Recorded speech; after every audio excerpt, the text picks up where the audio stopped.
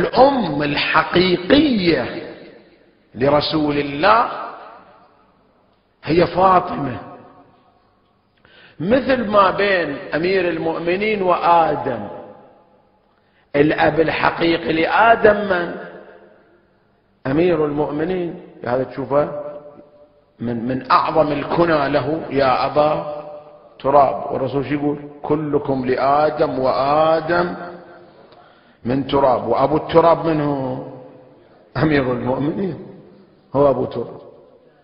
فهو في الظاهر آدم أبو البشر، لكن في الباطن أمير المؤمنين هو الأب لآدم، بحيث لولا وجود أمير المؤمنين ما نوجد آدم.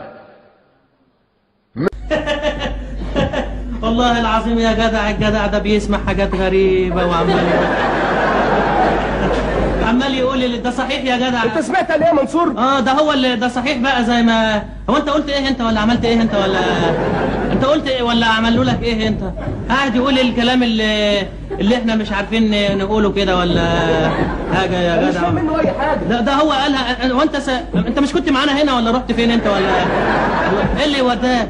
مش البتاعه دي احنا بناخدها ولا علينا دي، ولا ايه دي البتاعه اللي انت ايه البتاع اللي انت عملتها ببقك دي؟ مش علينا دي ولا ايه البتاع اللي انت بتقول ايه يا ابني انت؟ البتاع اللي انت عملتها دي ايه؟ مش علينا. قول كده البتاع اللي انت عملتها دي كده، قولها كده، قولها. انا عارفها بس